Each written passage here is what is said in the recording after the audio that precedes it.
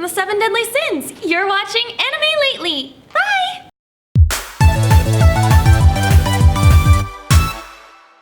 Welcome Anime Lately fans, how you guys doing? I am LegendDVash and I'm here and have the privilege to sit down with Erika Harlacher. Yes. I got it right in one try, nice. Harlacher, but close enough. Oh, yeah. How you doing today first? I'm really good. How about you? I'm good, I'm pretty nervous, but I'm pretty excited to talk Don't to you. be nervous, I'm really nice. I definitely could tell by that. Yeah. Do you want to introduce yourself first to the people that don't know you on behind, because you are very popular, so they have to know you. Well, thank you. I'm a voice actor. Some of the things that people know me from maybe are Persona 5, I play Ann. 7 Deadly Sins, I play Elizabeth. Violet Evergarden, I play Violet Evergarden. Hunter x Hunter, I play Kurapika. Kakagurui, I play Yumiko, and so on and so forth. Many voices you have played, and one of the first questions I would like to ask, what got you into voice acting? Well, it was kind of accidental. I had expressed interest in voiceover when I was really little, just briefly. Because I saw an interview on the Disney Channel with the voice actor for Kim Possible, and she was yes. yeah, and she was like, I get to work in my pajamas, and I was like, cool. And then my mom was like, that's not a real job, and I was like, okay. And then I went, years and years forgetting about it. And then I wanted to be a veterinarian for my entire childhood. And then I took an anatomy class in my junior year of high school, because it was human anatomy, but I was like, yeah, it'll probably be helpful. But I realized I was in an art class at the same time, and I realized I mostly enjoyed the anatomy class because I got to draw everything for the note cards really nice. detailedly, and and I'd done art since I was little and acting, and I was like, maybe I want to do something with art and cartoons, because I never grew out of liking cartoons and video games and stuff. So I ended up applying to colleges to be in their graphic design and computer science programs.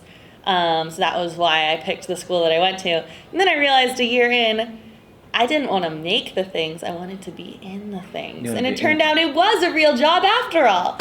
So I saw a flyer for a voiceover class at an anime convention, actually. My first ever anime convention. I was like, oh, I kind of like anime. Maybe I should go and see what this is.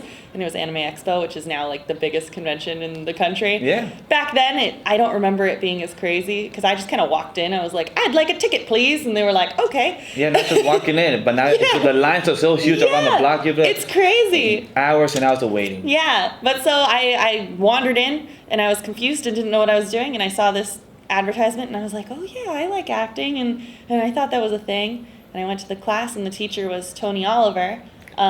Yeah, so he directed the Power Rangers back in the day, and he's Lupin and Lupin the Third, and all these amazing things. And he was like, you should consider really doing this, because you've got some talent. And I was like, okay. And then so I switched my major to theater, and that's then now you're here. Yeah, and here I am. And speaking of one of the roles that you did, and plus the movie is coming out next year, Violet Evergarden, the movie. Yes. How do you feel about that? Are you excited? How did it feel from doing a show that just drops on Netflix, a whole bingeable show, to a movie? Is there a difference for you to routine, to train, anything like that?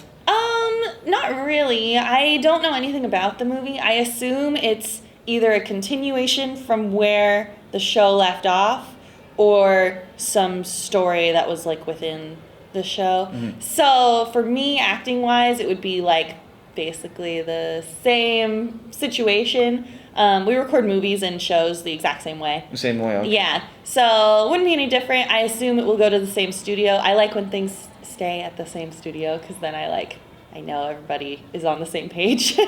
And yeah. Though I'm not positive the movie, I think it's still happening. Yeah, still happening. It got confirmed. It's still happening. Okay, cool. Still at the daytime schedule. Okay, cool. Yeah, I wasn't sure because of the Kyoto Animation whole horrible tragedy. Sadly. And are you confirmed to voice a dub for that? They haven't talked about the dub at all. If they do a dub, I would assume that we'd all reprise our roles. Hopefully. Awesome. I hope so. Yeah. I love the dub voice, and I cry a bit at the end. It got so emotional. So definitely love that. And plus, speaking of one of my favorite roles that you did, it was Elizabeth. Thank you. From Leonis, from the Seven Deadly Sins. Is that one of your favorite roles, or would you say? Yes. I love Elizabeth. I love the Seven Deadly Sins so much. Is there a favorite one for you, would you say? Oh, you have to choose one. I have to choose one? I feel like I have to pick Bon. Bon? Uh-huh. Yeah. It's so close between Bon and Meliodas. But I'm like biased towards Meliodas because I play Elizabeth. Yes. But like me, Erika, I feel like I lean towards Bon. So. Understandable. For me, it's a Pride Sin, Escanor. Oh, yeah. Yeah, Escanor's pretty good. and plus, do you read the source material of the Natsu no Taizai? No, and I specifically haven't been reading the manga because I'm pretty sure, I mean, actually I know because they like announced that there's a third season. Yeah, third season. We haven't started working on it or like heard anything about it, but it's pretty popular, so yeah. I feel like we're gonna dub it.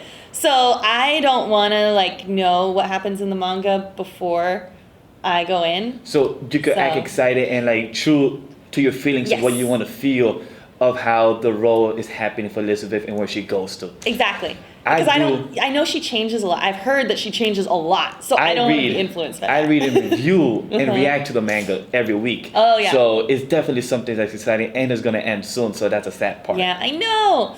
Oh, but I'm like, I love that show so much. I tried to show it to my family, and they were like, what's happening? What is this? And I was like, all right, it's not your type of show. It's fine. It's sad.